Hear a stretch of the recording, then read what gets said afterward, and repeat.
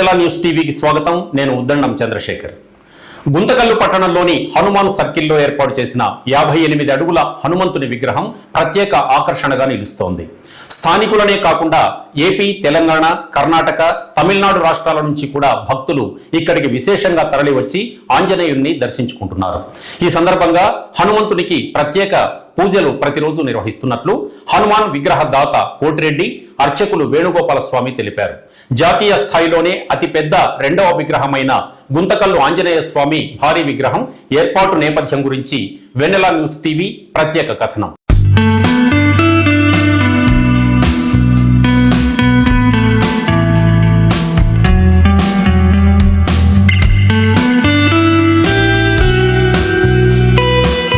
శ్రీయాంజనేయం ప్రసన్నాంజనేయం ప్రభాదివ్యకాయం ప్రకీర్తి ప్రదాత్రం భజే వాయుపుత్రం భజే బాలగాత్రం భజేహం పవిత్రం భజే సూర్యమిత్రం. ఆంజనేయ స్తోత్రం చదవని వాడు ఉండరు.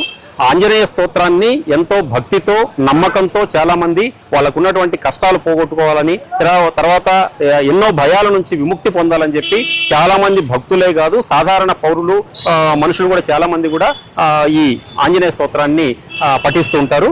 ముఖ్యంగా మనం ఈరోజు గుంతకల్లు పట్టణంలోని హనుమాన్ సర్కిల్లో ఉన్నాం. ఈ హనుమాన్ సర్కిల్లో 58 అడుగుల అతి పెద్ద ఆంజనేయుని విగ్రహం మనం ఇక్కడ చూడొచ్చు. ఈ ఆంజనేయ స్వామి విగ్రహము గద భుజం మీద ధరించి చాలా రౌద్రాకారంలో, చాలా గంభీరమైనటువంటి వదనంతో ఇక్కడ ఆంజనేయ స్వామి మనకు కనిపిస్తాడు. ఈ ఆంజనేయ స్వామికి సంబంధించిన విశేషాలు అంటే 58 అడుగుల ఈ విగ్రహం ఇంత భారీగా నెలకొల్పడానికి కారణం ఏంటి, ఈ విషయాలన్నీ కూడా మనకి ఇక్కడ ఆంజనేయ స్వామి విగ్రహం దగ్గర ప్రతిరోజు పూజలు చేసేటటువంటి ఒక అర్చకుడు ఇక్కడ ఉన్నారు. ఆయన్ని మనం అడిగి తెలుసు.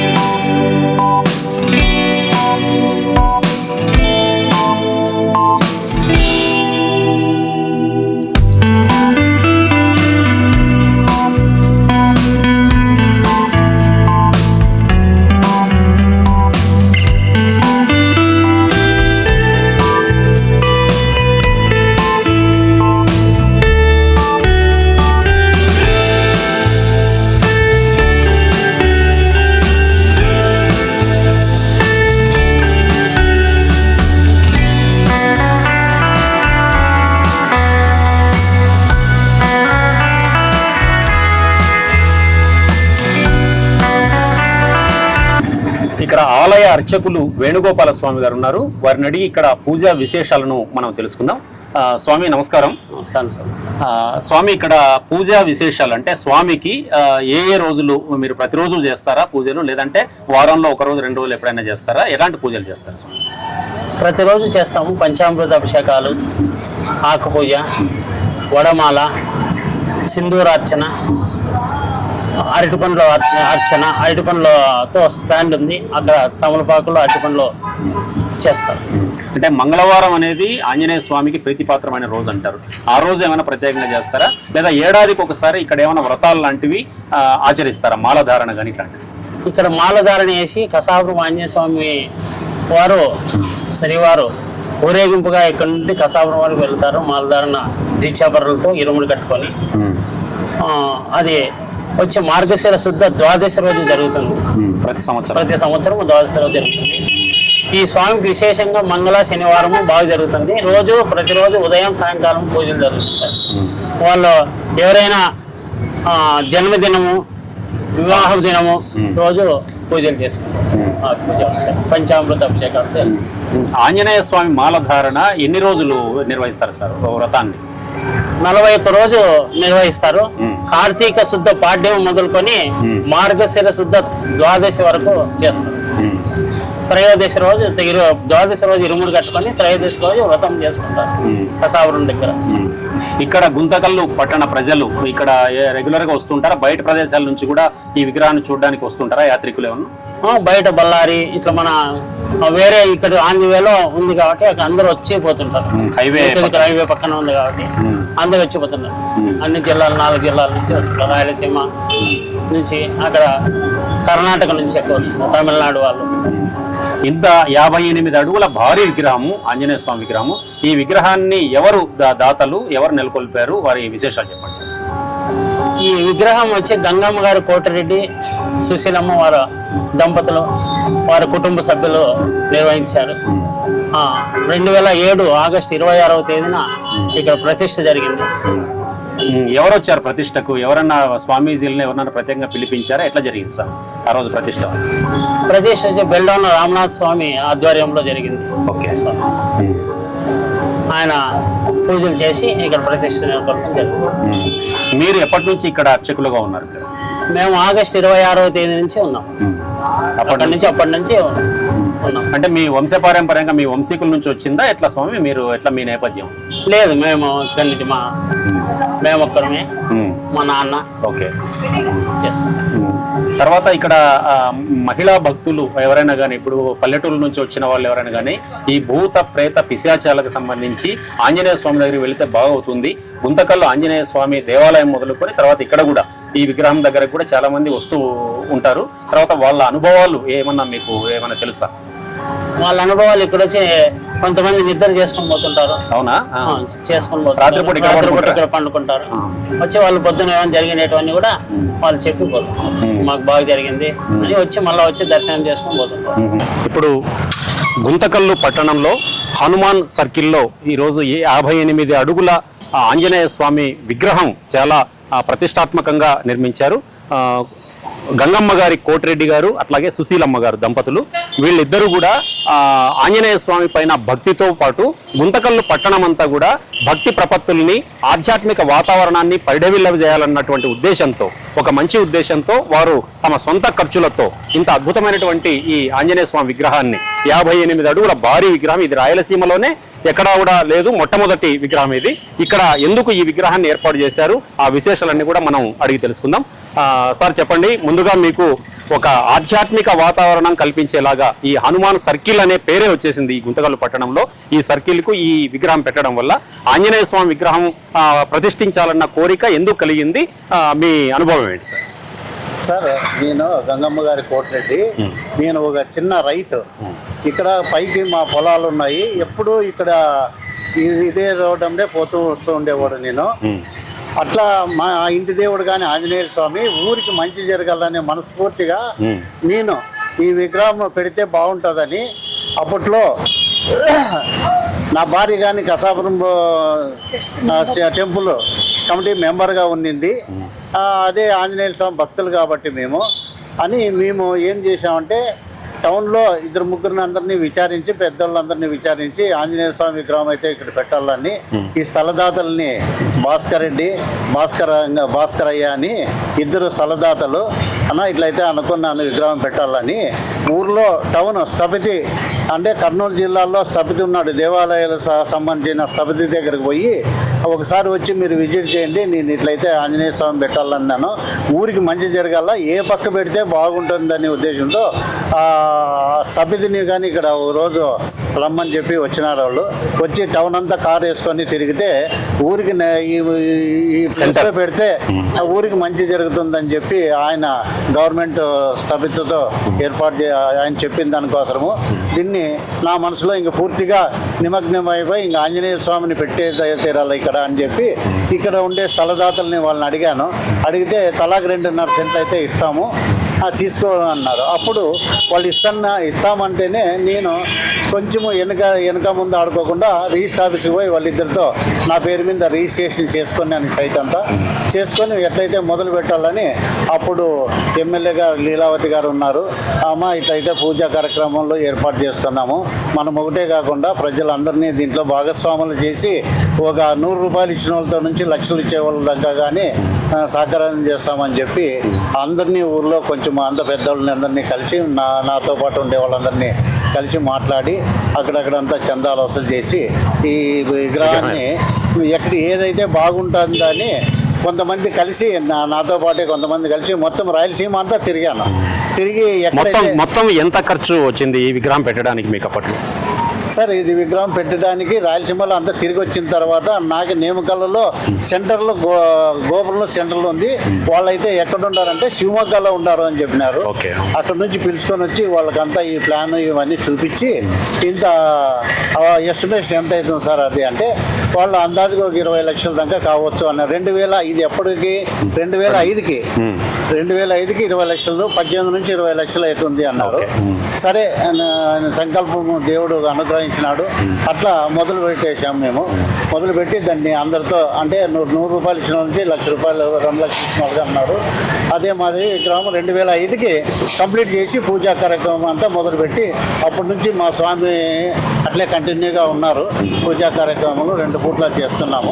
ఎవరు వచ్చారు విగ్రహ ప్రతిష్ఠ కార్యక్రమానికి? స్వామీజీలు ఎవరైనా వచ్చారు? సార్ స్వామీజీలని ఇప్పుడు ఎవరిని పిలుచుకోలేదు స్వామి, మేమే చేసేసినాము. ఇంకా వచ్చిన ఎమ్మెల్యేలు అందరూ ఎంతమంది ప్రజాప్రతినిధులు వచ్చారు. వాళ్ళకి శాల్వాలు కప్పి పూజా కార్యక్రమం చేశాము. బెల్డౌన్ స్వామి పూజా కార్యక్రమానికి మెయిన్ మాకు ఇంపార్టెంట్. ఆయన ఆధ్వర్యంలోనే చేశాము. అమ్మ సుశీలమ్మ గారు మీరు చెప్పండి, అంటే ఆంజనేయ స్వామి విగ్రహ భక్తుల అంటే స్వామి భక్తులా మీరు, లేదంటే మీకు ఏదైనా మంచి జరిగిందా? ఈ కార్యక్రమంలో మీరు కూడా పాలు పంచుకున్నారు మీ వారితో పాటు, మీ అనుభవాలు చెప్పండి. ఆంజనేయ స్వామి మాకు ఎక్కువ, ఆయన తోడు మాకు ఉన్నది కాబట్టి ఇంతవరకు మేము కూడా బాగా ఆరోగ్యంగా. గుంతకల్లు ఆంజనేయ స్వామి ఆలయ కమిటీ మెంబర్గా కూడా మీరు పనిచేశారు గతంలో. కసాపురం ఆంజనేయ స్వామి మెంబర్గా ఆలయ కమిటీ మెంబర్గా ఉన్నప్పుడు అంటే ఆ ఆలయం నుంచి ఇక్కడ ఈ కార్యక్రమానికి ఏమన్నా అప్పట్లో సహాయ సహకారాలు అందించారా? ఏమీ లేదు, వాళ్ళ గురించి ఏమీ లేదు. ఎవరో ఇచ్చిందే తీసుకుంటున్నామా, ఈయన్ని కష్టపడి మేమిద్దరం కష్టపడి చేసాము. మీరిద్దరే వారధిగా ఉంటూ మొత్తం అందరితో అంతలాగా తిరిగి దాతల దగ్గరికి మీరు కొంత పోలే చాలా మందికి దగ్గరికి, వాళ్ళే ఇక్కడికి వచ్చి ఇచ్చిపోయిన వాళ్ళే చాలా మందిని అడిగినారు ఇచ్చినారు. అదే స్ఫూర్తితోనే మేము కొంచెం లేట్ అయినా కానీ సాధించుకున్నాం. స్వామిని ఇచ్చేవాళ్ళు కొంచెం లేట్ అయినా మా కొద్ది భాగం మేము కొద్ది చేసుకున్నా. అందరూ సహకారంతోనే అందరూ ప్రజలంతా ఉండాల, స్వామి మెట్లు ఎక్కేకి అందరూ అయితేనే బాగుంటుందని చెప్పి ఆ సంకల్పంతో 2005లో ఓపెనింగ్ చేసి వెంకటరమణ స్వామి దగ్గర చేసినాము. ఏ ఎమ్మెల్యే వచ్చినా కానీ వాళ్ళకి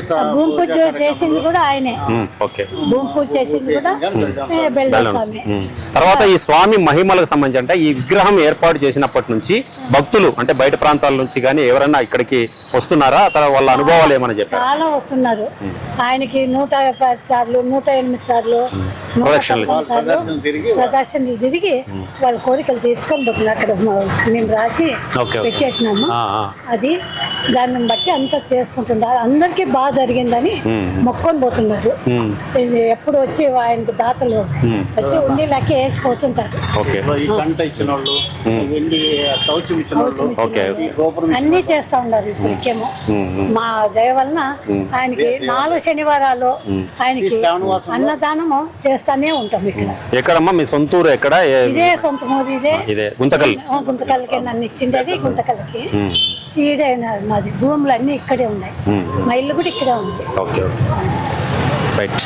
ఇది ఇక్కడ విగ్రహ దాతలు చెప్తున్నటువంటి పరిస్థితి. ఎందుకంటే ఒక ఆంజనేయ స్వామి విగ్రహాన్నే ఎందుకు ఇక్కడ నెలకొల్పారు అంటే, ఒకవైపు కసాపురం ఆంజనేయ స్వామి రాష్ట్ర వ్యాప్తంగా అప్పుడే చాలా జాతీయ స్థాయిలో కూడా చాలా పేరు ప్రఖ్యాతులు వహించినటువంటి స్వామి. అక్కడ అదే ఆధ్యాత్మిక వాతావరణాన్ని ఇక్కడ కూడా ఉండాలనే ఉద్దేశంతో ఇక్కడ ఒక రైతు కుటుంబానికి చెందినటువంటి వీళ్ళిద్దరూ కూడా ఇక్కడ ఒక మంచి కార్యక్రమాన్ని చేయాలని తలపెట్టి దాదాపు చాలా మంది సహాయ సహకారాలు తీసుకొని వాళ్ళందరితో కూడా మాట్లాడుకొని ఇక్కడ స్థల దాతలతో కూడా మాట్లాడుకొని వాళ్ళందరినీ కూడా కలిపి రిజిస్ట్రేషన్ చేయించి ఈ అద్భుతమైనటువంటి విగ్రహాన్ని ఇక్కడ ఏర్పాటు చేశాము.